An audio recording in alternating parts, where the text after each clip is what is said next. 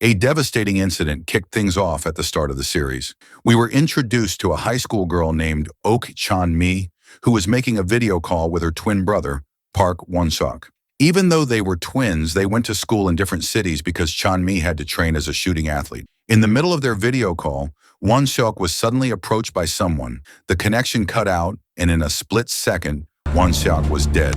He was kicked from the 5th floor of his school. Afterward, a mysterious boy was seen wearing a hoodie and white sneakers, running from the scene in a huge hurry. On the other hand, the students at the high school were getting ready for their annual school festival. However, this activity was suddenly stopped after they found out that Won-suk had been murdered. 3 days later, Chan-mi took part in the inter-district shooting championship in Busan. She was off her game and couldn't focus because there was no news from her twin brother. Little did she know, her brother was already dead. Chan-mi tried calling him many times, but his phone was still inactive. This made her extremely worried because her brother always let her know what was going down every day. The story then moved to a bowling alley where we were introduced to Ji Soo-heon, a handsome high school student who worked every day to pay for his mother's medical expenses. That night, he asked for permission to go home early because he had an emergency. His colleagues, who were a lot older than him, helped him out. It turned out that Soo-hyun had to go to the nursing home to visit his mother. But as soon as he arrived, he was asked to pay for his mother's medical treatment. And if he didn't pay right away, his mother would have to go home. Soo-hyun had no home himself and was often in arrears on his apartment payments. He asked for leniency and promised to pay the bill the following week. He was down in the dumps. But he genuinely loved his mother, and she was the only family he had. Life was unfair, and he had never had an easy one. After visiting his mother, Soo-hyun was hot-footing at home so he could get to school the next day. But on his way, he suddenly felt dizzy, and a splitting headache hit him out of nowhere. He was at his wit's end and finally collapsed, losing consciousness. Meanwhile, Chan-mi had returned to her orphanage to give gifts to the younger children. It turned out that she and her twin brother, Won-suk, had been orphaned since childhood.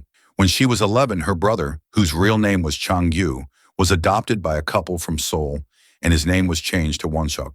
Despite being separated, the twins promised to meet again in the military someday because their dream was to become members of the South Korean Special Forces. Chan-mi, who missed her brother terribly, decided to go to Seoul to find out why he wasn't answering her calls. But what she found was heartbreaking. Chan-mi was devastated when she found out that her twin brother had died. In front of the crematorium, she couldn't hold back her tears. She then approached Won-suk's foster parents, hoping they could give her answers. Against her expectations, they were furious, feeling embarrassed and ashamed of having a son like Won-suk. They believed his death was a great sin because he had gone against destiny. Chan-mi was furious and heartbroken by their insensitivity.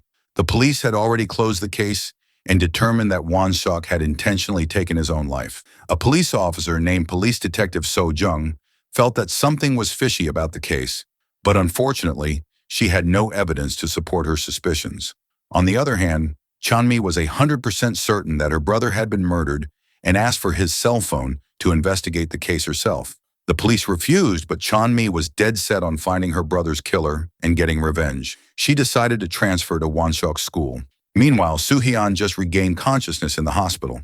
The doctor told him to come back next week for another examination. The next day, Soo-hyun, who had a real talent for boxing, received an offer from his coach to become a professional athlete. But Soo-hyun had to refuse because he wanted to focus on school and earning money. He needed a large amount of money to become a pro, and he was not in the same league as other rich kids who could afford it. Not long after he recovered, Soo-hyun was shocked to see his motorbike posted in an online marketplace. It turned out that after he fainted the other day, his motorbike had been stolen.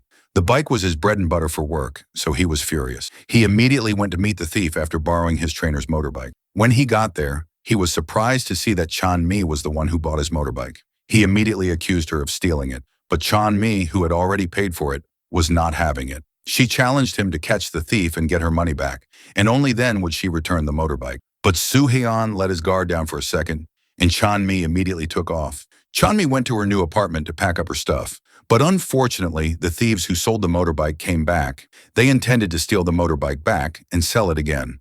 But just as they were about to take it, Soo-hyun showed up out of nowhere and beat them to a pulp. Unfortunately, the thieves still managed to get away. During the fight, one of the thieves hit Soo-hyun with a flower pot, and his condition relapsed. He was so dizzy that he almost got hit by a car, but luckily, Chan-mi, who was there, managed to save him. Chanmi then asked Soo-haeon to give up on the motorbike, saying that he now owed his life to her. Soo-haeon had to play ball and comply with her request. The next day, Chanmi had to face Soo-haeon again.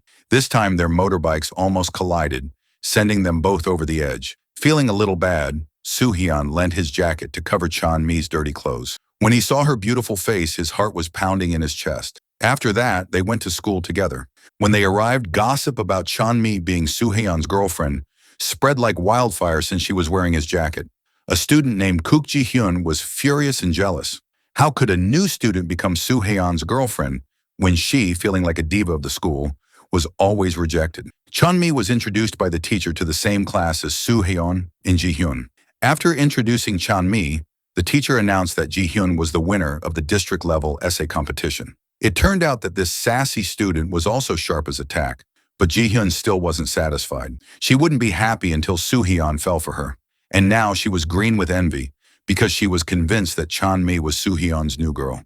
Outside the school, a rich student named Seok Jae-byum had come back. He should have already graduated, but he got into an accident and lost his memory, so he was forced to repeat his last year of high school. In addition to getting his diploma, he had to retake the exam so his memory would recover. Accompanied by another student named Oh-sung, he went to his class. Jae-byum was seated next to an eccentric student named So-yeon, who always wore a white wig. On the other hand, Chanmi didn't want to waste a minute of time and immediately began investigating her brother's death, though she was careful to keep her identity as Won-seok's twin sister a secret. She learned that Won-seok had been dating a student named A-jung, who rarely came to school because she was busy preparing for her debut as a K-pop idol. Chanmi asked another student for her phone number. She called the number, but Soo-haeon answered. Feeling a huge wave of suspicion, Chanmi immediately followed him. It turned out that Soo-haeon went to the hospital to see his doctor. In a crushing blow, the doctor told him he had a brain tumor that would be very difficult to cure and that he only had about 6 months to live. Soo-haeon was absolutely shocked, not because he was scared to die, but because he was worried. He had no idea who would take care of his mother if he died first. Chanmi, who was eavesdropping, was heartbroken. After hearing the news, Soo-haeon disappeared from school for days to think. A week later, Chanmi quietly entered a room. It was the same room her brother fell from. As she was investigating, she was surprised to find Soo-haeon there too. Soo-haeon confessed to Chanmi that he was an eyewitness who saw Won-seok fall. He had no clue who Chanmi was or why she was so interested in the case, but he still told her what really happened. He said that he was feeding the stray cats at school when he heard a loud, suspicious noise. When he went to check it out, he saw Won-seok lying lifeless on the ground. Meanwhile, at the canteen, a student named Seon-ha was completely freaked out. It turned out that she had been bullied and tormented by a student named Young-young, who had a messy mop haircut. Ever since the bullying started, Seon-ha's life had been a living nightmare. All the students there hated Young-young, especially So-yeon, who was staring at him with pure hatred. When Chanmi walked into the class, she accidentally bumped into Young-young, who immediately got angry and was not having it. At first, Chanmi didn't want to get into a fight, but she soon heard Young-young talking about Won-seok. The gist of it was that Young-young was annoyed that Won-seok had died before he could beat him up himself. Hearing that, Chanmi was fuming and almost went berserk, but her argument was stopped by Jae-byum and Oh-sung. After school, Soo-haeon went back to the hospital. The doctor told him that his illness could affect his personality and he could suddenly become shy or even very rude. Soo-haeon needed to be careful. Meanwhile, the school suggested that Jae-byum join the shooting club with Chanmi as his partner as a form of therapy to help him get his memory back. That night, Soo-haeon returned to work at the bowling alley, but this time he was visited by A-jung and her friend, So-yeon. A-jung had left her cell phone with Soo-haeon on purpose, so her manager wouldn't find it. When she finally opened her phone, she found many messages from Chanmi, who wanted to meet to discuss Won-seok's death. It was in that moment that Soo-haeon realized that the caller that day was Chanmi. He became very curious about why she was so obsessed with Won-seok's case. On the other hand, Oh-sung saw Jae-byum looking exhausted after shooting practice. He pulled Chanmi aside and told her that Jae-byum was just doing therapy, so she should go easy on him. However, Jae-byum was actually over the moon because he was finally doing something that made him happy, and it looked like he was secretly starting to have a crush on Chanmi. At the same time, Soo-haeon, who saw the two of them getting close, was green with envy and felt a punch to the gut. He then followed Chanmi to her apartment and asked her point blank how she knew Won-suk, but Chanmi lied and just told him they were friends. She didn't want anything getting in the way of her revenge plan. Before heading inside, Chanmi asked Soo-hyun to help her persuade Ae-jung to talk to her. She desperately wanted to ask the prospective idol a bunch of questions. The next day at school, Chanmi saw that Soo-hyun's illness had relapsed. Worried, she followed him to the toilet. When she opened the door, she was shocked to see blood everywhere. At first, she thought it was Soo-hyun's blood, but he seemed fine. They were both confused, so they checked it out. They were horrified to find Seon-ha lying unconscious in a stall. Seon-ha was immediately rushed to the hospital. Everyone at school knew that Seon-ha was depressed because of the bully Young-young. Shortly after, police detective So-jung and her colleagues arrived after receiving a report. A little later, the hospital announced that Seon-ha had been saved. Detective So-jung and her colleague then asked Chanmi and Soo-hyun for a statement regarding the incident. After that, she went back to talking about Won-suk's death and told Chanmi to stop investigating it. At the hospital, Seon-ha's parents looked devastated. Even though their child was safe, they were baffled as to why Seon-ha would try to take her own life. Seon-ha's father went to the school and furiously demanded to know from the principal why his daughter was so depressed. In the midst of the protests, So-yeon, who knew all about Seon-ha's suffering, cried for him. At the same time, Chanmi finally received a message from Ae-jung, who agreed to meet. But when Chanmi arrived at the meeting place, it wasn't Ae-jung at all, but So-yeon. Chanmi felt completely lied to, but So-yeon cut to the chase and warned her. She told Chanmi that Ae-jung had nothing to do with Won-suk's death. She said if Chanmi wanted to find the real killer, she had to meet a girl named So-mi. Meanwhile, Soo-hyun was completely lost. He had hit a dead end and didn't know how to get more money. If he didn't pay the nursing home tomorrow, his mother would be evicted. Hearing his complaint, So-yeon offered to help him out. Meanwhile, Chanmi finally met So-mi, but what So-mi told her was a complete gut punch. So-mi said she was happy to hear that Won-suk was dead because he was an evil person. So-mi then told her about an incident that happened a year ago. She admitted that she was pregnant with Oh-sung's baby, but for some reason, Won-suk, who was Oh-sung's friend, thought she was a fraud. Not only that, Won-suk was rude and belittled her, and he even got her to change schools. So-mi said that there were a lot of students who were happy when Won-suk died. Hearing the story, Chanmi couldn't believe her brother was that evil. She finally apologized to So-mi for everything she had experienced. At the same time, So-yeon went to visit Seon-ha. She then offered to help Seon-ha's father get revenge. She promised to get Young-young expelled from school.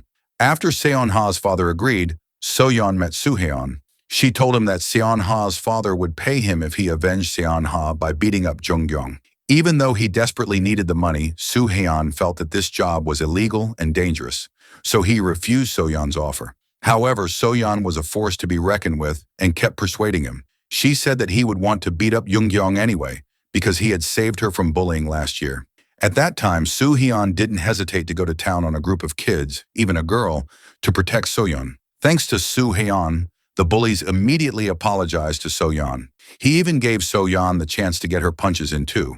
Reflecting on his past, Soo-hyun was convinced that bullies had to be eliminated. So-yeon gave him until tomorrow to make a decision about the offer. The next morning, the nursing home informed Soo-hyun that his mother had been rushed to the hospital. Her illness had relapsed, and he felt a punch to the gut. He was absolutely at his wit's end. Finally, he accepted So-yeon's offer for the money. He would teach Jung-young a lesson and make sure he got expelled from school. Without thinking twice, Soo-hyun went straight to the old-school photography room, which was Jung-young's hideout. He wore a hoodie and a hat to disguise himself. When he arrived, he immediately went to town on Jung-young. He was seeing red and beat Jung-young until he was begging for mercy. He forced him to drop out of school and admit that he was the one who had driven Seon-ha to attempt suicide. At first, Soo-hyun was going to leave after Jung-young confessed, but the tumor flared up and his emotions exploded. As a result, he kept torturing Jung-young until he was left with serious injuries. Unfortunately, on his way out, Soo-hyun ran into Chanmi. He felt uneasy when she saw his bloody shoes. To avoid suspicion, he quickly lied and told her that he was in a hurry. The next day before school, Chanmi visited her brother's crematorium. By chance, she also met Soo-hyun there. It turned out that Soo-hyun had come to pray for his late brother, who had died 3 years ago. Since she had been caught, Chanmi finally admitted that she was Won-suk's twin sister. She asked Soo-hyun to keep her secret. Soo-hyun then told his story. He said his brother was a smart student, but he became a victim of relentless bullying. One day he couldn't take it anymore, and ended his life. Since then, Soo-hyun had been practicing boxing to teach the bullies a lesson. Back at school, there was an uproar. The students were ecstatic because Young had left school. He had even admitted all of his terrible actions to Seon-ha. The students were so happy to see him gone. They even started calling the person who made Young limp a hero. Not long after, Soo-hyun and Chanmi arrived at school. Seeing how close they were, Ji-hyun felt a surge of jealousy. During gym class, she asked Chanmi if she was dating Soo-hyun. Chanmi just said that they were friends. Hearing this, Ji-hyun didn't get mad and went back to cheering on Soo-hyun, who was playing basketball. It turned out that aside from being an expert at boxing, Soo-hyun was also a whiz at basketball. Seeing the girls' blossoming feelings over the ace, Oh-sung felt a wave of jealousy and deliberately bumped into him, causing Soo-hyun to fall and pass out from his tumor. Luckily, the gym teacher immediately stopped the game. At the same time, seeing what just happened, Chanmi felt a wave of suspicion about Oh-sung. She remembered So-mi's story, who said that Oh-sung had impregnated her but didn't want to admit it. She even ordered Won-seok to intimidate So-mi to drop out of school. Chanmi began to think that Oh-sung might know something about her brother's death. Not long after, Soo-hyun regained consciousness in the hospital. Ji-hyun was faithfully waiting for him, and she even missed her classes. Ji-hyun invited him to have lunch together, and to return the favor, Soo-hyun finally agreed. Meanwhile, Seon-ha was happy after hearing that Young had left school. She was very grateful for the masked man's actions. On the other hand, Seon-ha's father also thanked So-yeon because his daughter could now smile again. He gave her an envelope with money to pay for So-yeon and Soo-hyun's services. At the same time, the police chief received a report about Young's case. He ordered police detective So-jung to find out who had made him limp. Somewhere else, Chanmi went to meet with Oh-sung to discuss Won-seok. She brought up So-mi's issue with Won-seok because Won-seok had defended Oh-sung. Hearing this, Oh-sung didn't want to talk about So-mi at all. However, he insisted that Won-seok was a good person who always defended him. His expression gave him away, though. It was plain as day that he was hiding something. He left in such a hurry that he left his cell phone behind. Chanmi felt a wave of suspicion and followed him to his house to return it. When she got there, she was surprised to see Ji-hyun walk out of the house. Ji-hyun immediately took the cell phone and handed it to Oh-sung, looking furious. It turned out that they were half-siblings. Oh-sung's father had married Ji-hyun's mother. Ji-hyun made it clear that Chanmi should never tell anyone about their relationship. The next day, we see that Oh-sung's father was the police superintendent, Wang Do, who was also police detective So-jung's superior. At school, Oh-sung begged Chanmi not to tell anyone about his family. Chanmi didn't mind and didn't even care, but for some reason, Ji-hyun was incredibly mean to Chanmi.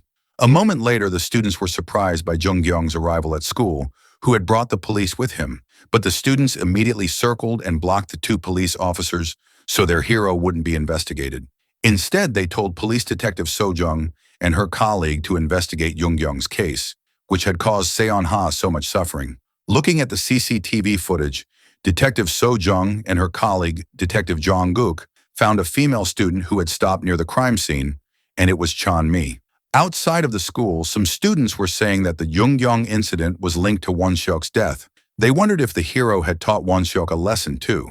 As far as they knew, Won-seok had acted just like Young, being a bully and disturbing other students. Hearing their words, Chanmi started to wonder if her brother was a bad person. While she was feeling confused, she saw Soo-hyun on his way to class and suddenly remembered the bloody shoes she had seen that day.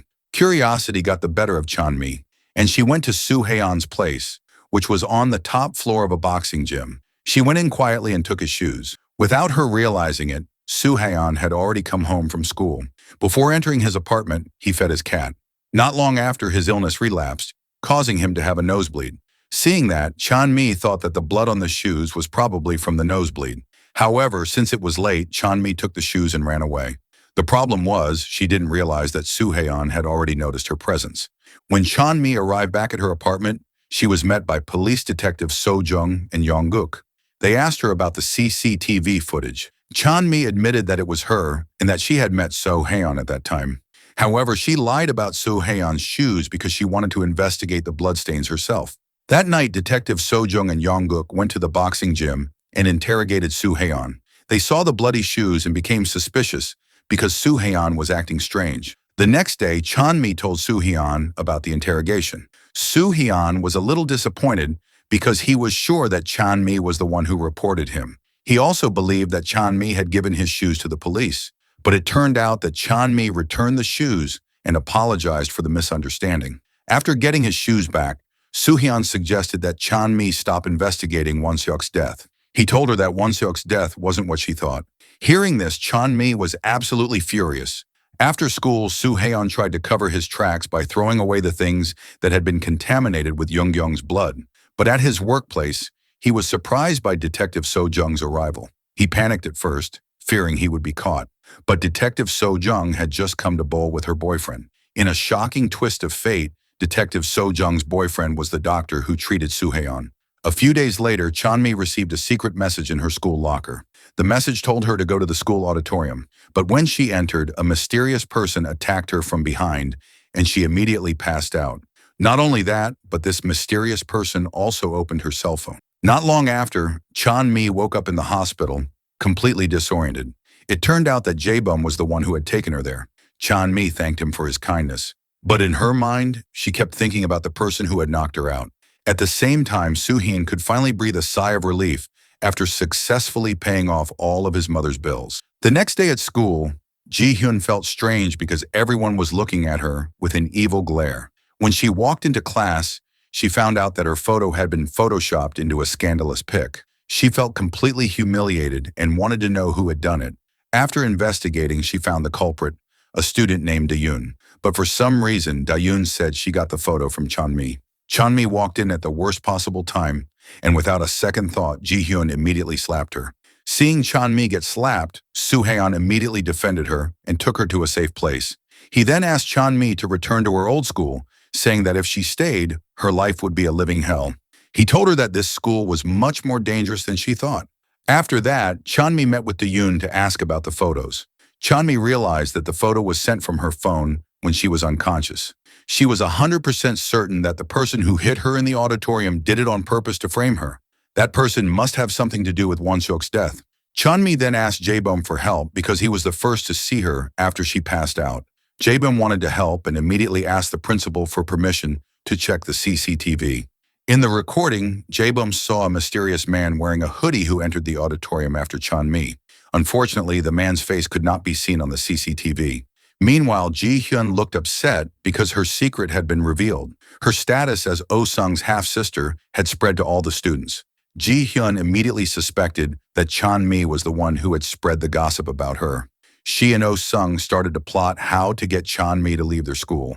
It wasn't just about their secret being revealed. There seemed to be something else. That afternoon during shooting practice, Jae-byum said that he had checked the CCTV, but for some reason, he lied and claimed he hadn't seen anything. After returning from school, Oh-sung went to his father at the police station. He told him that Ji-hyun was having a problem with a transfer student named Chan-mi.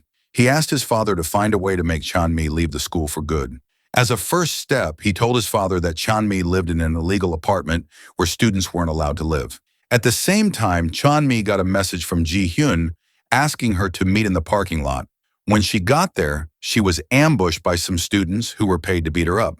The assault took place near Soo-hyun's apartment, and Soo-hyun soon knew about it. But when he went to help her, she was already badly battered. Soo-hyun felt like a complete failure for not being able to help her. Chan-mi, who was seriously injured, came home angry and in pain. To make matters worse, the owner of her apartment had been threatened by Oh-sung's father to kick her out. Not only that, but Ji-hyun and her friends had also photoshopped a picture of Chan-mi into a scandalous pic and posted it in the local neighborhood. Feeling lost and confused about where to go, Soo-hyun appeared out of nowhere. He returned Chan-mi's wallet, which she had left behind earlier. He also offered to let her stay at his place while he slept at the boxing gym. Meanwhile, Oh-sung was looking at a photo of Chan-mi and Won-seok. He had hacked Chan-mi's cell phone and found out that they were twins. It might be that he was the mysterious man who had attacked Chan-mi in the auditorium. The next day, Chan-mi made breakfast for Soo-hyun before they left for school. Even though it was just a simple meal, Soo-hyun was so grateful because it was the first time someone had cooked for him. This moment brought them even closer. At school, Chan-mi got another mysterious message telling her to come to the auditorium again, but this time she didn't want to fall for it. She was 100% sure this was a trap set by Ji-hyun. She cornered Ji-hyun and warned her to stop bothering her. She also made it clear that she hadn't been the one to edit the photo, but Ji-hyun was stubborn as a mule and stayed hostile. On the other hand, Jung-young, who had already changed schools, returned to his old school with a chip on his shoulder. He met Oh-sung and asked him about the person who had crippled him. Instead of answering, Oh-sung just told him to get lost. Jung-young didn't dare to fight back because he knew that Oh-sung's father was the police chief. After that, Jung-young and his friends started playing basketball in the gym and bothering Soo-haeon. Not long after, Jae-beom came and chased them away. But unfortunately, Jung-young's friends tripped him and he fell.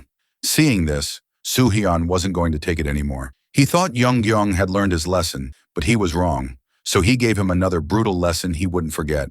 After school that day, Chan-mi again received a mysterious message. This time, her curiosity won, and she went to the auditorium. But strangely, the auditorium was being used for an event. At first, Chan-mi was confused, but not long after, the monitor screen suddenly changed. The screen now displayed a recording that showed Won-seok being kicked and falling from the 5th floor. Chan-mi was shocked and felt a punch to the gut. Now the entire school knew that Won-seok had been murdered. As a result, the police reopened the case. Only the killer's face couldn't be seen in the video. Police Chief Wang Do then appointed Detective S. Jung to lead the reinvestigation. On the other hand, Chan-mi couldn't stop crying after knowing what happened to her brother. Soo-haeon, who was worried, tried to comfort her. However, Chan-mi said that she was fine. The next day at school, So-yeon started teasing Oh-sung and Ji-hyun about being siblings with different last names. She also made a joke about their parents having an affair, which made Ji-hyun furious. That very night, she paid people to beat up So-yeon. It was revealed that Oh-sung and Ji-hyun always solved their problems with violence. Meanwhile, Jae-beom met with Oh-sung and showed him the CCTV footage. It was then revealed that Oh-sung was indeed the one who had attacked Chan-mi and hacked her phone. Jae-beom could tell because he saw that Oh-sung was wearing the shoes he had bought him. Of course, Oh-sung denied it, even with the proof staring him in the face. But because Jae-beom considered him a brother, he decided to keep this a secret from Chan-mi. He just told Oh-sung to stop bothering her. Oh-sung agreed but didn't tell Jae-beom why he was doing this. Before Jae-beom left, Oh-sung mentioned that Chan-mi was Won-seok's twin sister. The next day, Jae-beom was shocked when he saw Oh-sung's shoes hanging on a tree. At the same time, Oh-sung walked up wearing an identical pair. It was clear that Oh-sung had bought a new pair to throw Jae-beom off his trail. During break time, Chan-mi again received a mysterious message telling her to go to the shooting range. It was still not clear who the sender was. At the same time, the police began to look for the person who spread the video of Won-seok's murder. Chan-mi was called to speak to the police, but before that, she went to the shooting range according to the message. But strangely, the one who met her was Jae-beom. At first, Chan-mi thought Jae-beom was the person she was looking for, but a mysterious man suddenly appeared in the room. Chan-mi and Jae-beom chased after him. Unfortunately, the man was too fast and they failed to catch him. After that, Chan-mi went to the police station. Police Detective So-young apologized for doubting her earlier, but she still told her to stop investigating the case alone and to cooperate with the police instead. However, Chan-mi no longer trusted the police and told her so. On the other hand, A-jung finally returned to school after being in quarantine at a K-pop agency for 6 months. She was welcomed by the teacher, but after seeing the teacher, she immediately vomited. During break time, it was Soo-hyun's turn to be interrogated by the police. They asked about his relationship with Won-seok, who he had fought before Won-seok died. Soo-hyun swore he didn't kill him. After the interrogation, Soo-hyun had to deal with his teacher because he had a lot of absences and his grades were poor. Soo-hyun was unbothered, though. He knew school no longer mattered because he only had 6 months left to live. But in front of his mother, he pretended to be strong, as if his life were fine. He always thought about how he could make his mother better. He felt he had to find a way to cure her before his own death. After returning from the nursing home, Soo-hyun helped Chan-mi pick up Won-seok's belongings at his adoptive parents' house. They were given a suitcase, but the parents didn't know where the key was. The two parents looked completely unbothered, even though they had just heard that Won-seok had been murdered. Their indifference made Soo-hyun absolutely furious, and he almost lost his temper. However, Chan-mi stopped him and told him not to cause trouble. Chan-mi and Soo-hyun finally opened the suitcase. Inside, they found nothing strange but a bottle of liquor with some contents left, which made them wonder if Won-seok was a drunkard. Curious, they both took a drink. While they were intoxicated, Soo-hyun suddenly remembered he was dying. He realized his life was running out of time, and he started to cry. As a friend, Chan-mi tried to calm him down. A few days later, Chan-mi finally got to meet Ah-jung. She asked about her relationship with Won-seok, but it turned out that he was just her fake boyfriend. She had asked Won Seok for help to trick the media and her K-pop agency. At the same time, A-young also had a real boyfriend. Hearing this, Chan-mi was disappointed, but she knew her brother must have had a reason for lying. After chatting with Chan-mi, A-jung had lunch with So-yeon and Soo-haeon. She claimed to be 3 months pregnant, which completely shocked So-yeon and Soo-haeon. A-jung looked so calm and happy about the pregnancy, though. Elsewhere, a man named Se-jin was practicing the violin so he could go to music school in America. After practice, he helped out at his parents' coffee shop. By chance, Chan-mi also came to the cafe. It turned out to be Won Seok's favorite cafe before he died. Moreover, Se-jin was also in the same class as him. Se-jin said that Won Seok was a good person and that he had helped him avoid Young-young's bullying. This made Chan-mi wonder if her brother was actually a good person. While Chan-mi was thinking about Won Seok, A-jung happily invited So-yeon to pretend to be an adult so she could get a pregnancy test at a clinic. But when she was about to enter, a man named Hyuk-gaeun cut the line in front of her. For some reason, he even threatened the doctor. After Hyuk-gaeun left, the doctor immediately had a panic attack and fever. Seeing that, A-jung recognized him and suddenly realized that Hyuk-gaeun was her junior high school friend. Back then, he had gotten away with murder after killing a girl who rejected him. A-jung just realized that the girl Hyuk-gaeun had killed was the doctor's daughter. But Hyuk-gaeun was released because he was still a minor at the time. Elsewhere, Soo-haeon was practicing boxing in the ring, and Jaebyum was there too. Jaebyum was amazed by Soo-haeon's professional boxing skills. Unfortunately, he couldn't join the training because he had to focus on studying. As he left the gym, Jaebyum was stopped by gangsters from another school. They tried to extort some money from him for looking nerdy, but when Soo-haeon appeared, they ran away as if they had seen a ghost. To show his gratitude, Jaebyum invited Soo-haeon to a racing circuit for a race in a sports car. That night, So-yeon met Soo-haeon, who had just come back from the circuit. It turned out that So-yeon had a new job for him. She had received an order from the doctor to teach Hyuk-gaeun a lesson. She said that Hyuk-gaeun killed the doctor's daughter because his love was rejected. He stabbed her 27 times, and what's worse, he did it right in front of the doctor. The doctor had a complete meltdown when she saw her daughter die so tragically. But because of his age, Hyuk-gaeun couldn't be jailed. Because of this, So-yeon asked Soo-haeon to give him a painful lesson. Meanwhile, Jaebyum found a book in his room. He didn't know who put it there, but there was a photo inside. In the photo, Jaebyum was riding a horse with a man he didn't know. On another day at school, Jaebyum gave Soo-haeon basketball game tickets. He felt he owed him for all his help, but from a distance, Oh-sung was green with envy of their closeness. He felt that Soo-haeon had taken Jaebyum as his best friend. During break time, Jaebyum asked Oh-sung about the photo he had seen last night. It turned out that the man in the photo was Won Seok. This made Jaebyum wonder if he had ever been close to Chan-mi's brother. Elsewhere, So-yeon skipped school and went to the workshop where Hyuk-gaeun worked. She stalked him and gathered information. After that, she told Soo-haeon that he had to go through with the plan that very night. As a result, Soo-haeon couldn't watch the basketball game with Jaebyum. That evening, Soo-haeon immediately took his work equipment and went to Hyuk-gaeun's workshop. First, he blocked the CCTV. Then, after making sure it was safe, he went in and immediately beat Hyuk-gaeun black and blue. He then tortured and threatened to cut off Hyuk-gaeun's fingers if he didn't confess to his crime. After Hyuk-gaeun begged for forgiveness, Soo-haeon told him to apologize to the doctor and then turn himself into the police. If not, he promised to come back and finish him off. The very next day, the police came to Hyuk-gaeun's workshop and found that he was dead, even though Soo-haeon didn't kill him at all. On the same day, Se-jin met Chan-mi and admitted that he already knew Won Seok was her brother. He had only found out when he handled the school transfer letter. Most surprisingly, he admitted that he was the one who had been sending the anonymous messages. He was also the one who spread the video of Won Seok's murder, openly stating that it was his own recording. At the time of the murder, he was just messing around, recording the school atmosphere. But then he heard a loud noise from behind the school. He had no idea the sound came from Won Seok, who had just fallen. Since then, he had decided to change schools and never watch the video again. He only opened the video after he met Chan-mi.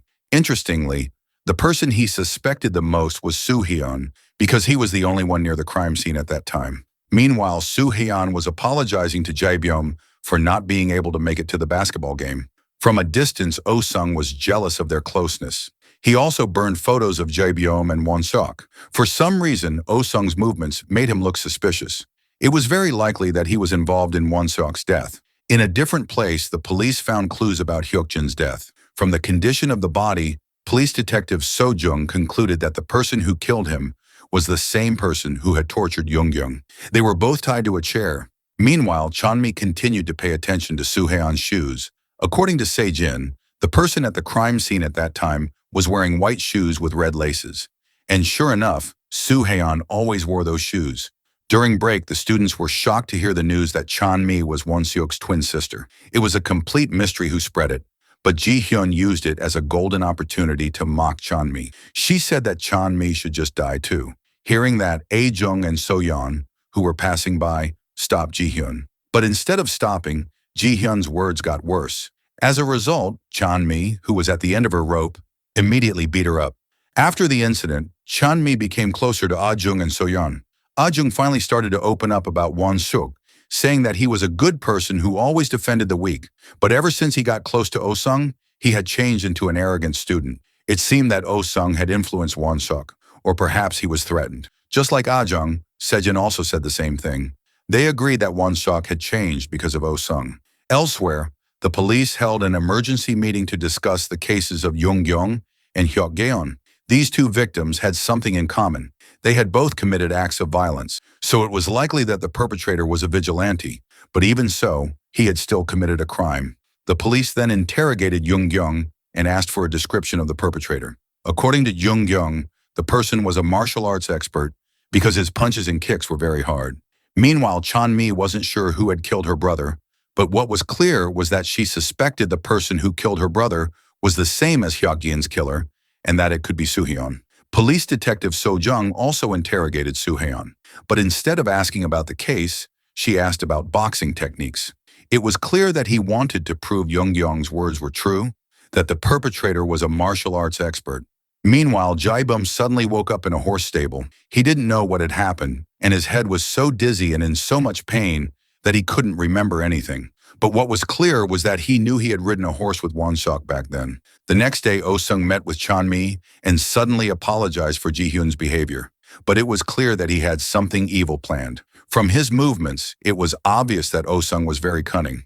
At the same time, Soo-hyun, who was on his way to school, was stopped by Young-yeong and his men. He knew full well that this was a trap. Young-yeong suspected he was the one who had made his leg limp. As a result, Soo-Heon pretended to be weak to throw him off his scent. In a different place, police detective So Jung met with a doctor to talk about Hyuk-geon. The doctor found out that Hyuk-geon was dead, and she was so relieved she almost cried. Then not long after, So-yeon went to meet the doctor. The doctor expressed her gratitude for Hyuk-geon's death. Hearing that, So-yeon panicked because she never told Soo-Heon to kill him. Later that day, after returning from school, Oh-sung visited his father at the police station. He asked his father not to bother Chanmi because he had his own plan to get revenge for Ji-hyun. At the moment, Oh-sung found out the fact that Soo-Heon was a suspect in a murder case. That night, So-yeon came to Soo-Heon's place looking furious. She couldn't understand why he had killed Hyuk-geon when she had only asked him to torture him. Hearing that, Soo-Heon was stunned. He hadn't killed him at all. The confused So-yeon thought about giving up, but Soo-Heon asked her to be patient. Unfortunately, police detective So Jung and her team had already arrived at the bowling alley. They searched Soo-Heon's locker and all of his equipment. Soo-Heon started to panic because he knew they would find all of his vigilante equipment, but strangely, all those objects were gone. Soo-Heon was shocked. Why weren't the items there? It turned out that everything had been secured by Chanmi and sent to Busan. Chanmi had planned her revenge because she was now 100% certain that Soo-Heon had killed her brother. She wouldn't let him be caught by the police. She wanted to kill him with her own hands. Meanwhile, Ye-byom told Oh-sung about the strange things happening to him. He remembered that he hadn't lost his memory in an accident. Instead, he had tried to take his own life at the stables. He asked Oh-sung to be honest about what happened because he felt that he was the one who had killed Won-seok. He also felt that because of his guilt, he had tried to take his own life to follow Won-seok. Hearing that, Oh-sung could only remain silent. The next day, Chanmi went home to Busan to pick up the package she had sent. After that, she threatened Soo-Heon to come there, saying that if he didn't, she would hand the items over to the police. Soo-Heon, who was extremely nervous, immediately took a train to Busan. When he got there, he entered a warehouse to meet Chanmi. But there, Chanmi was ready with her custom pistol. Filled with anger, Chanmi shot Soo-Heon. But because she was so emotional, the shot missed. Soo-Heon, cornered in this situation, was forced to tackle Chanmi. Frustrated, he said he had never killed anyone. He had indeed tortured Yoongyong and Hyokgeon, but he hadn't tried to kill them. And regarding Won-suk, he also didn't know who killed him, so he hoped Chanmi would believe him. In the middle of the confusion, Chanmi's cell phone suddenly rang, and unexpectedly, the call came from Won-seok's phone number. But when she picked up the phone, no one answered. At that moment, Chanmi finally believed that Soo-hyun was not the killer. Her grudge against him started to fade. She gave him all of his belongings she had taken and burned them so the police wouldn't find out. Feeling guilty for accusing him, Chanmi treated the gunshot wound on Soo-hyun's arm. She apologized for jumping to conclusions. However, Soo-hyun actually felt relieved because Chanmi believed him. He even asked her to take a photo together to remember today's events. After that, they checked the phone recording from when Won-seok's number had contacted Chanmi, and after listening again, they noticed there was a strange sound in the recording, but unfortunately, the sound wasn't very clear. Meanwhile, Oh-sung gave Jae-bum an envelope saying that it was his and that he had entrusted it to him before his memory loss. When Jae-bum opened it, he found photos of his closeness with Won-suk. Seeing the photos made Jae-bum realize their relationship was not just that of ordinary friends. He began to question his identity. Elsewhere, A-young introduced her future husband, a famous celebrity, to So-yeon. She then invited So-yeon on a double date, telling her to confess her feelings for Soo-hyun before someone else snatched him up. The next morning, Soo-hyun went back to Seoul first. He said goodbye to Chanmi on a piece of paper, but when he arrived at the station, his illness suddenly relapsed and he fainted. A week later, police detectives So Jung and Yongguk went looking for Soo-hyun, who had been absent from school for several days. Chanmi also didn't know where he had gone. Detective So Jung checked the CCTV around the boxing gym and saw Chanmi carrying Soo-hyun's backpack. She wondered why Chanmi was protecting Soo-hyun, who was the suspect in her brother's murder. At the same time, Jae-bum skipped school and went to the roof of his father's building. It turned out to be the place where he had tried to take his own life. Even though he had previously thought the horse stable was the last place he had visited before losing his memory, he decided he needed a distraction, so he went to Soo-hyun's apartment to invite him to play. But instead, he saw Chanmi there. He was confused about why she was staying at Soo-hyun's place. He tricked Chanmi into leaving. After she left, he went inside to look for clues. He saw the photo of Soo-hyun and Chanmi in Busan and suspected that they had been secretly dating. Not long after, Oh-sung and Ji-hyun went to Soo-hyun's apartment. They wanted to find out why he hadn't gone to school for a week. But when Ji-hyun saw Chanmi's clothes at her crush's apartment, she became furious. She felt so annoyed that she thought about harming Chanmi.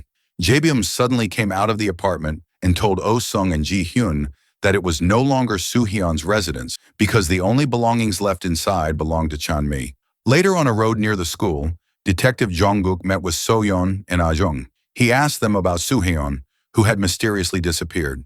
So-yeon said she had no idea where he was. Ah-jung was confused as to why the police were looking for Soo-hyun, and she asked So-yeon about it. In the end, So-yeon told her that Soo-hyun was the one who had tortured Yoongyong and Hyokgeon, but she was certain her friend could not have committed murder. Just like So-yeon, Ah-jung also couldn't believe that someone as good as Soo-hyun could kill someone. That night, Soo-hyun was seen in the hospital. The doctor told him he could go home the next day, but the tumor had spread further in his brain, so there was no hope at all. Soo-hyun could only wait for his death quietly. The next day, as she was on her way to school, Chanmi was shocked when her motorbike's brakes suddenly stopped working. She ended up crashing. When a mechanic checked her bike, it seemed like someone had deliberately cut the brake cable. Annoyed, Chanmi took a megaphone to school to challenge the perpetrator. She was certain that the person who cut the brakes was the same person who killed Won-suk. So-yeon tried to stop her and asked her to get her wounds treated first. After being treated, Chanmi was allowed to go home and rest. But when she arrived, she was shocked to see that Soo-hyun's apartment was a complete mess. Her belongings were destroyed, and the photo she had taken with Soo-hyun was gone. Not long after, Soo-hyun finally came home and met Chanmi. Seeing him return safely, Chanmi felt incredibly relieved. She had been worried that he had died from his illness. To celebrate his return, Chanmi invited him to a karaoke place.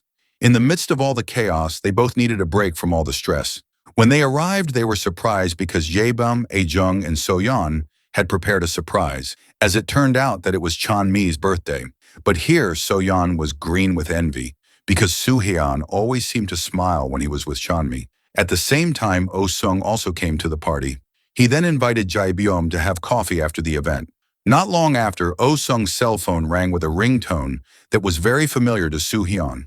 After thinking about it, he realized it was the same strange sound they had heard when Chan-mi's phone was called from Won-seok's number. Soo Hyun immediately told Chan-mi about the ringtone, but she told him to remain calm until they could get more evidence. Oh Sung was no ordinary person, as his father was a high-ranking police officer, so they knew they had to be patient until they had stronger evidence. Elsewhere, Yebyum told Oh Sung that he was often experiencing flashbacks. He was very stressed. But on the other hand, he also began to suspect Oh Sung. He felt that Oh Sung knew what Won-seok had been going through, but was deliberately hiding it. He also suspected that Oh Sung had lied to manipulate his memory. Suddenly, Jae-bum finally remembered that he and Won-seok were boyfriends. Oh Sung, who didn't accept the accusations, immediately became angry. On the other hand, Soo Hyun and Chan-mi were thinking about how they could get their hands on Oh Sung's cell phone. They had to check his call history to be sure he was the one who had called Chan-mi and to confirm he was Won-seok's killer. Soo Hyun suddenly changed the subject and asked what Chan-mi wanted for her birthday. As a woman, she could have asked for an expensive doll or chocolate. However, Chan-mi asked for the same shoelaces as Soo Hyun. At first, Soo Hyun didn't want to give them to her because they were a gift from his mother. But since he was also going to die soon, he immediately washed them for Chan-mi. According to him, Chan-mi deserved them because she was a valuable person to him. On the other hand, police detectives So-jung and Yong-guk had just found a new clue about Hyuk-gaeun's killer. The clue was a piece of paper with a barcode. After a closer look, it turned out that it was a receipt from a cafe. The police were sure that the receipt belonged to the killer. Detectives So-jung and Yong-guk then matched the receipt with all the cafes in the area.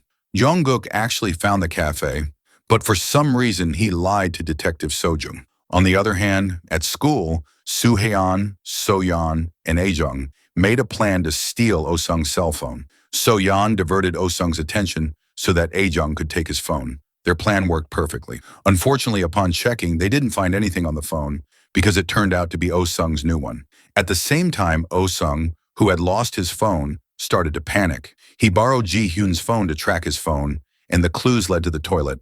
But when he opened the door, Soo Hyun was no longer there. But he finally figured out that Soo Hyun was the thief. After noticing the person coming out of the toilet, Soo Hyun told Chan-mi that Oh Sung seemed to already know that he was a suspect. That evening, Yong-guk visited the police chief Wang-do's house. He told him the shocking news that the barcode at the crime scene belonged to his son, Oh Sung. So it was very likely that Oh Sung was the killer. That's why he had deliberately lied to So-jung so he could report it to the police chief first. As a father, Wang-do didn't want his son to be arrested.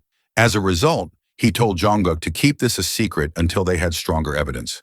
At the same time, Soo Hyun, who was walking towards the bowling alley, felt like someone was following him. He didn't just let it be and immediately attacked the person. Unexpectedly, it turned out that the person was Se-jin. He then took him to Chan-mi's place. While being treated, Se-jin still believed that Won-seok's killer was Soo Hyun, and he wanted to avenge Won-seok's death before he left to study abroad. He confessed that he was the one who damaged Soo Hyun's apartment because he didn't know that Chan-mi lived there. Hearing that, Chan-mi understood his motives, but she was mad because she thought Se-jin was the one who had cut her brake cable. Se-jin actually had no idea what she was talking about, meaning someone else must have done it. The next day, Jong-guk reported back to Police Chief Wang-do.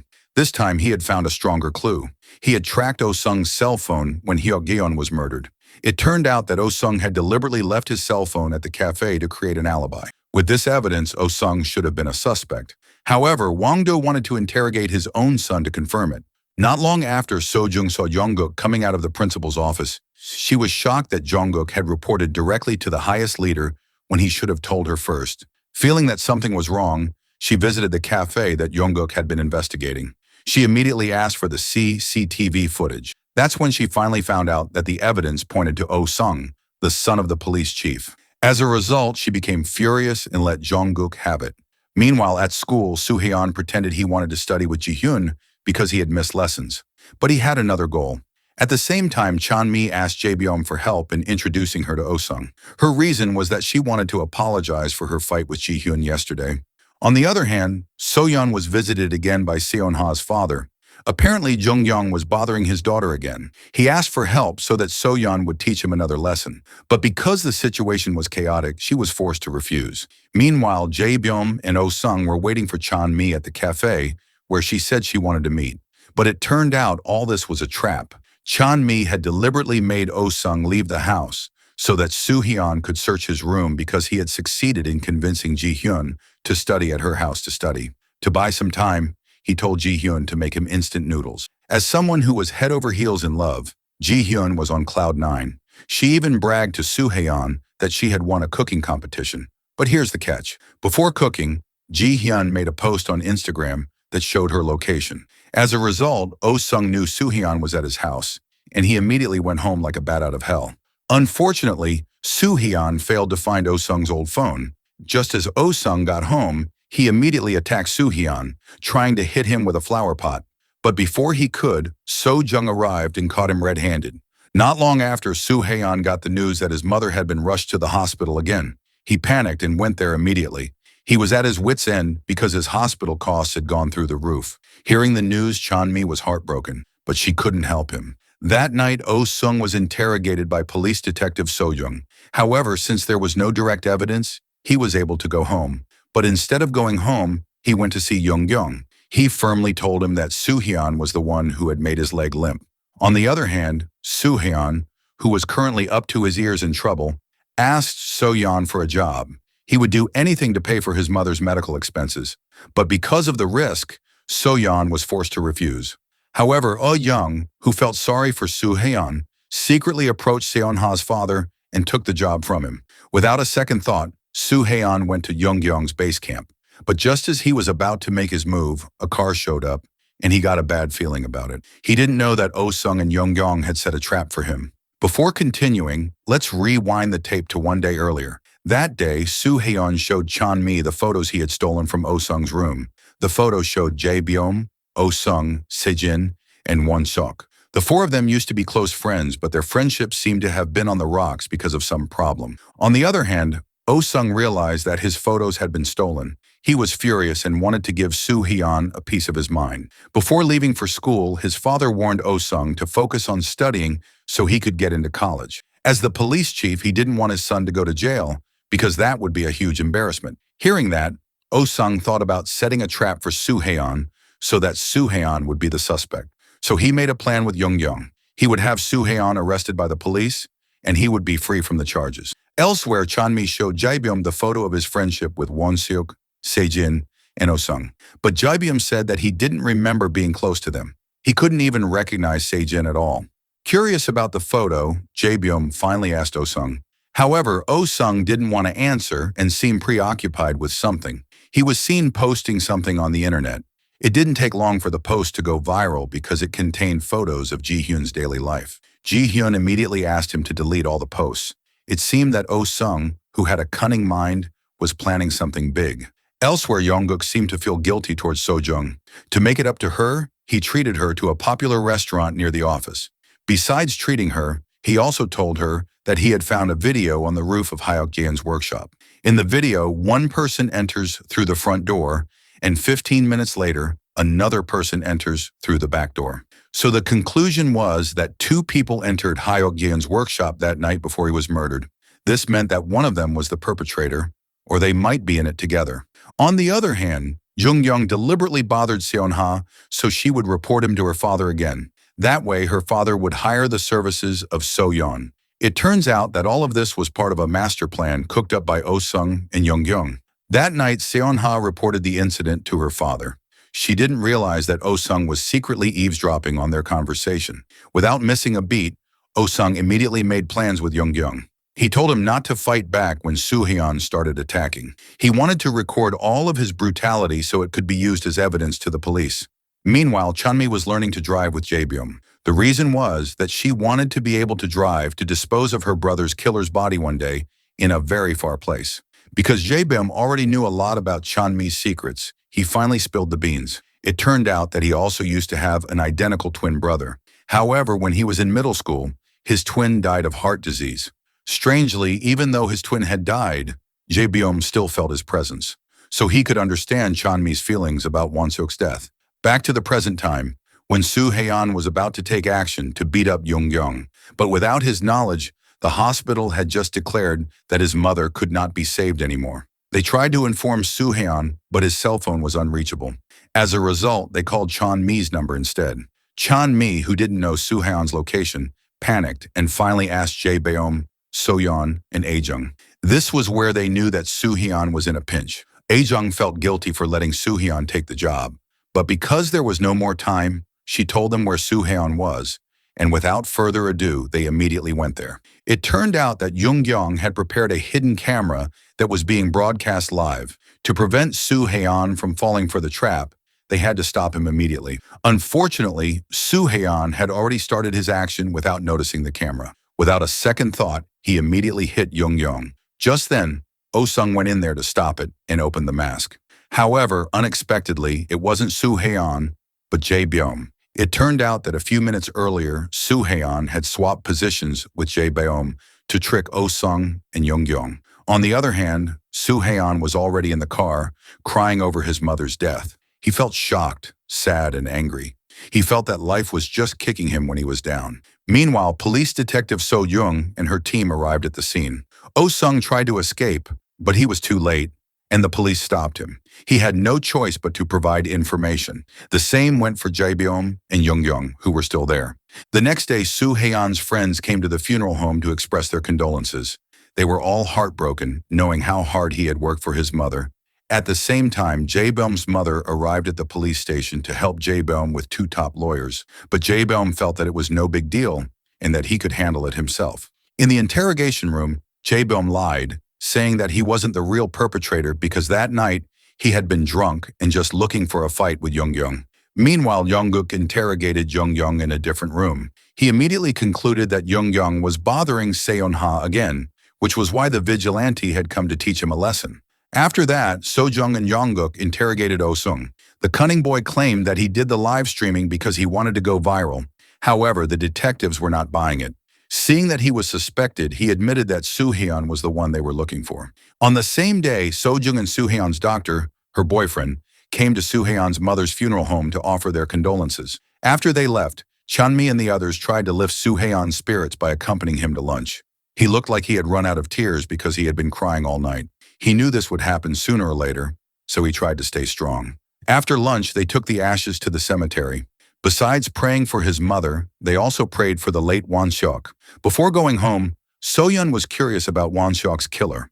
Chanmi said that she suspected Oh-sung, but she hadn't found any strong evidence yet. It was especially hard because he was the son of the police chief. The next day, the students started singing praises for Jae-beom, thinking that he was the masked hero. But on the other hand, Oh-sung now hated Jae-beom for throwing a wrench in his plans. As a result, he ended their friendship. Even so, Jae-beom just laughed because he was also annoyed with Oh-sung, who had been manipulating his memories. Even though they had broken off their friendship, Oh-sung still gave him a clue about his missing memories, which was a building near the horse stables. He said if Jae-beom remembered that place, all of his memories would come flooding back. On the other hand, Chanmi took Soo-hyun for a walk to the beach. Of course, she hoped that he could slowly let go of his sadness. And thanks to Chanmi, Soo-hyun was finally able to smile again. Even though the sadness still lingered, at least he knew that there were people who still cared about him. Meanwhile, Jae-beom, who had just arrived home, was shocked because his room was a disaster. Unfortunately, there was no trace of anyone there. Not only was it messy, but there was also a door that was covered with tape. But after thinking about it again, Jae-beom was confused because, in his memory, he was the one who had sealed the door. Suddenly, the hairs on the back of his neck stood up, and he suspected that he was suffering from a psychological disorder. The next day, Chanmi asked Jae-beom for help so that Oh-sung would tell her information about Won-seok. Even though they were no longer friends, Jae-beom was still willing to help. He then met with Oh-sung and asked if Won-seok's death had anything to do with the memory loss he was experiencing. Without a second thought, Oh-sung immediately answered that day. Jae-beom did not try to take his own life. Instead, Won-seok was the one who pushed him to the ground. The incident occurred on April 22, 2022. Chanmi, who had been listening in, was shocked. Could it be true that her brother did such an act? Unfortunately, their conversation stopped after the teacher told them to leave. Not long after, Soo-hyun crossed paths with Oh-sung. Oh-sung already knew that Soo-hyun's mother had died, but instead of sympathizing, he was grateful, which made Soo-hyun want to punch him in the face. Unfortunately, Soo-hyun's illness relapsed, and he suddenly fainted. Meanwhile, Chanmi was still overthinking Oh-sung's words, but then she saw Soo-hyun being rushed to the hospital. She dropped everything and went there immediately. Chan-mi then told So-yeon and Ae-jung that Soo-haeon actually had a brain tumor. Hearing this, they were both shocked and felt sorry for their friend.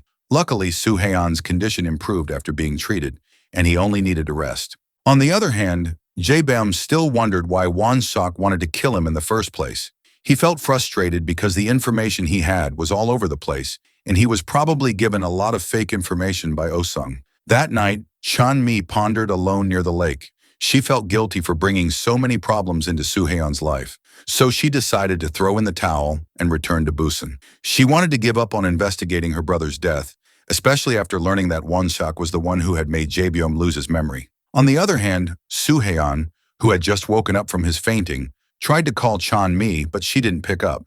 It was then that he realized she had really left Seoul. She even sent a farewell video, which made Soo-haeon feel completely lost. She also sent a farewell video and an apology to Jae-beom. She felt guilty because it turned out her brother was the one behind his amnesia. She hoped Jae-beom would recover from his trauma soon and live in peace.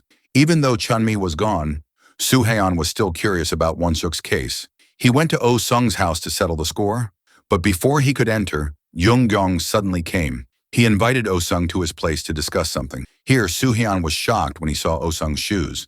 It turned out that Oh-sung also had white shoes with red laces, and as Sejin said, the killer was wearing the exact same shoes. Meanwhile, it turned out that Young-gyong wanted Oh-sung to make good on his promise to get Soo-haeon arrested, but until now, this had not been done. Not long after, they both heard a strange sound. When they looked outside, Soo-haeon was already there and immediately started to beat them both up. Soo-haeon then accused Oh-sung of telling Jae-beom false information. Somewhere else in Busan, Chan-mi was alone, reminiscing about the good times with her brother. However, when she looked at a photo of her with Won-seok, there was a date on it, April 22nd, 2022. This was a light bulb moment. That meant Won-seok was with her, not with Jae-beom. In other words, Oh-sung had lied. Chan-mi immediately decided to investigate her brother's death again. At the same time, Soo-haeon was still laying a beat down on Young-gyong and Oh-sung. He even almost killed them. But luckily, Jae-beom came to calm him down. When he saw Oh-sung, Jae-beom immediately got annoyed and felt lied to. Oh-sung had been giving him wrong stories all this time, and his memories were now mixed with false ones. He then invited Soo-haeon to investigate together to find out if Won-seok was really the one who had tried to kill him. In the middle of this conversation, Chan-mi suddenly asked to meet.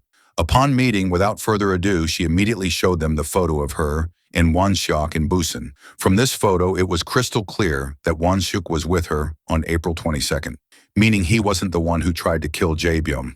Meanwhile, Oh-sung was being scolded by his father for being badly beaten. His father was getting more and more suspicious that Oh-sung was a murderer. But to defend himself, Oh-sung said that Soo-haeon was the killer and urged his father to arrest him immediately. At the same time, Soo-haeon was waiting for Chan-mi at a convenience store. However, not long after, Young-gyong's crew came and tased him until he passed out. Chan-mi, who saw this, immediately panicked and chased after them. Unfortunately, she failed to save him. She then called Jae-beom for help in finding Soo-haeon's whereabouts. Somewhere in a warehouse, Soo-haeon was being held captive by Young-gyong and his gang. Young-gyong wanted revenge because Soo-haeon had crippled him. Meanwhile, Jae-beom, who wanted to help Chan-mi, suddenly experienced a strange incident. His head was spinning, and he started to remember the incident when he fell from the building. In a shocking flashback, he realized that the person who pushed him was Oh-sung, not Won-seok. The very next day, Jae-beom's men met Oh-sung and talked to him. Then secretly, one of them put a tracking device in Oh-sung's pocket. Jae-beom was sure that Oh-sung would go to Soo-haeon's detention place, and this was his chance to find out where it would be. Meanwhile, at the police station, Chan-mi showed police detective So-jung evidence that Oh-sung had called her using Won-seok's phone. She hoped this evidence could help the police find other clues. At the same time, Yongguk found a new clue. The autopsy results showed that Hyuk Gaeun's killer was left-handed. This was a head-scratcher, as both Oh-sung and Soo-haeon were right-handed. It was a complete curveball, and she was confused. On the other hand, Oh-sung continued to torture Soo-haeon, even threatening to cut off his fingers. Luckily, Jae-beom's men arrived in the nick of time. Not long after, Jae-beom also entered the warehouse and strangled Oh-sung with his left hand. Jae-beom almost hit him, but he was stopped by his men so he wouldn't go too far.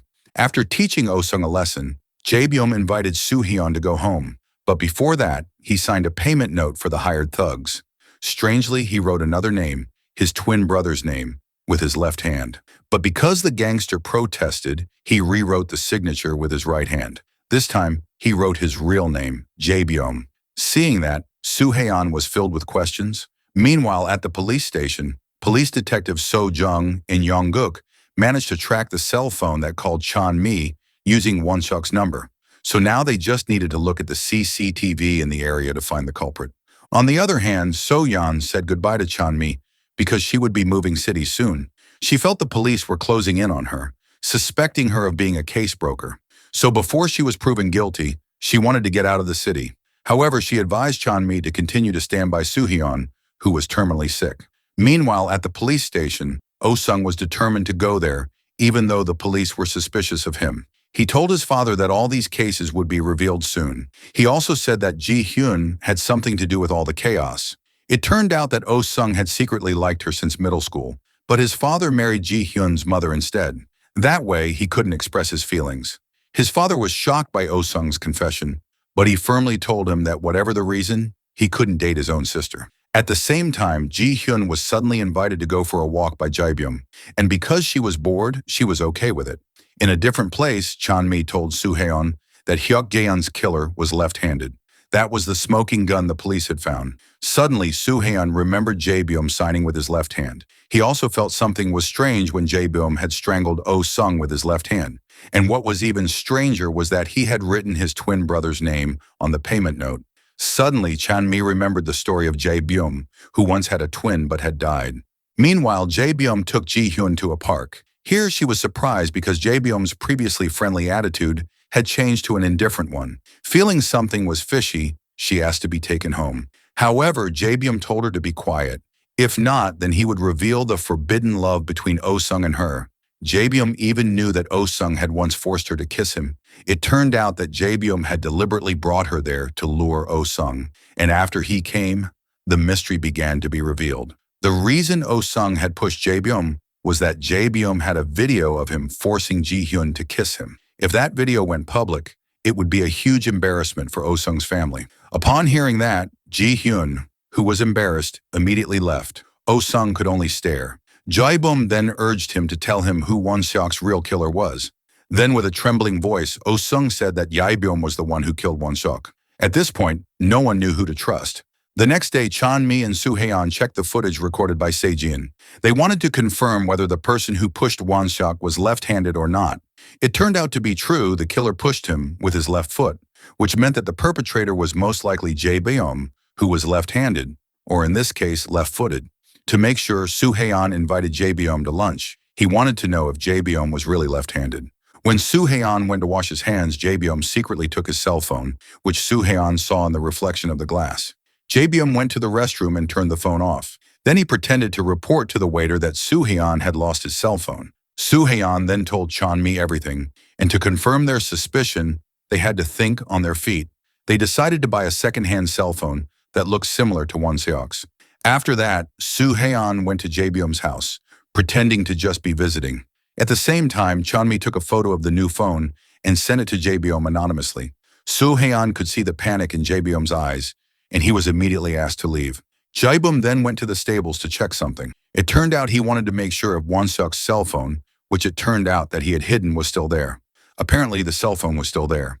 In the end, he realized that Soo-hae-on had set him up, and to his surprise, Soo-hae-on was already standing behind him. Soo-hae-on demanded an explanation as to why he was able to keep the cell phone, but before he got an answer, Oh-sung suddenly showed up and hit him hard until he fainted. Seeing Oh-sung hit Soo-hae-on until he fainted, Jae-byum was shocked. He didn't realize that Oh-sung had been there all along. Here it was finally revealed that Jae-byum had a dissociative identity disorder. When he was Jae-byum, he was friendly and kind to everyone, but when his other personality took over, he would be very brutal. It turned out that only Oh-sung knew about this, so he used it to play mind games with Jae-byum. He wanted revenge because Jae-byum had a video of his shame. Oh-sung had incited Jae-byum's alter ego to kill Won-seok, saying that Won-seok intended to kill Jae-byum. The furious alter ego immediately pushed Won-seok to his death, but after Jae-byum's personality returned, he felt extremely guilty for Won-seok's death because Won-seok was his best friend. As he contemplated his actions on the roof of the building, Oh-sung pushed him down. Since then, Jae-byum had lost his memory, But now he remembered everything. And because Oh-sung was the source of all his problems, he immediately beat him up all out. Not long after, Soo-haeon woke up from his fainting. However, Jae-bum and Oh-sung were no longer there. He then got up and told Chan-mi that Jae-bum was the killer. Chan-mi was speechless. She didn't expect that someone as good as Jae-bum would be her brother's killer. The next morning, Jae-bum's car was found at the edge of the lake, but he was nowhere to be found. An investigation team was immediately sent to the location. On the other hand, Chan-mi and Soo-haeon went to the police station to tell them everything. However, Jae-bum had just been declared missing, making the investigation even more complicated. While waiting for the latest news, Chan-mi and Soo-haeon were lost in thought in the park. They never expected that Jae-bum was the perpetrator, even though he had always been kind and helped them. During the investigation at the stables, Detective Jong-guk found no sign of Jae-bum. However, he just got CCTV footage that proved that Jae-bum did in fact keep Won-suk's cell phone. Not only that, they also found footage that might confirm the suspicion that Jae-bum was the person who killed Hyuk-geon. At the same time, Chan-mi was preparing her gun for revenge. Before that, she met with Oh-sung and apologized for ever accusing him. But after that, Chan-mi suddenly brought up the incident at the horse stables, which finally led Oh-sung to admit that he was the one who hit Soo-hyun until he fainted. But he refused to tell her where Jae-bum had gone. Because Oh-sung didn't want to tell, Chan-mi showed him her cell phone. It turned out that she had recorded all of his confessions and then reported him to police detective So-jung. Oh-sung was hopping mad because he had fallen for her trick. On the other hand, Soo-hyun asked Ji-hyun for help to attach a tracking device to Oh-sung's pocket. He convinced her that Oh-sung was a jerk who needed to be taught a lesson.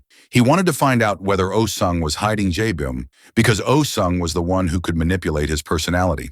At the police station, Oh-sung, who had just been arrested, was immediately interrogated by police detective So-jung. But Oh-sung denied everything and said that he was not part of Jae-bum's gang. In a faraway place, we are finally shown Jae-bum. It turned out he was on a ship, contemplating his evil personality. He was actually kind, but his alter ego that was in him was a brutal figure.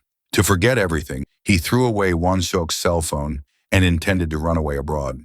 The next day, Ji-hyun tried to put the tracking device in Oh-sung's bag. Oh-sung was again allowed to go home from the police station because he was the chief's son.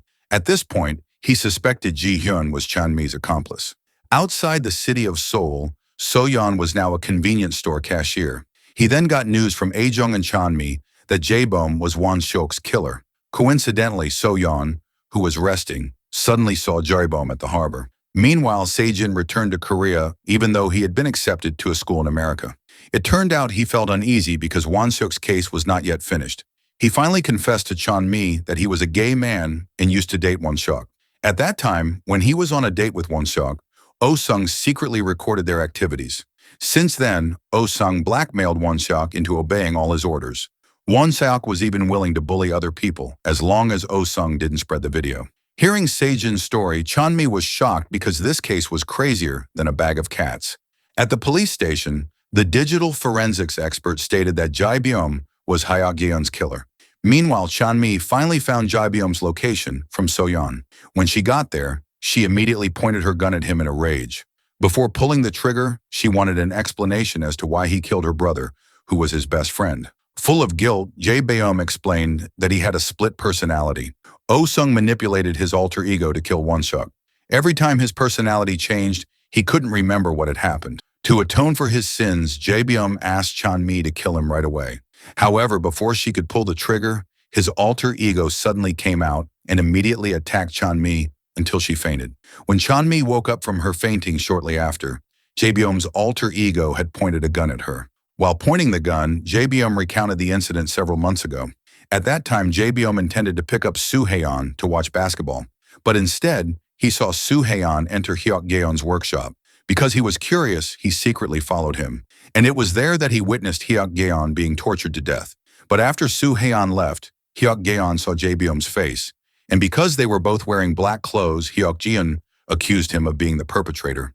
When Jae-bum panicked, his head suddenly felt dizzy, and his alter ego suddenly took control. And after that, the alter ego finished off Hyuk-geon.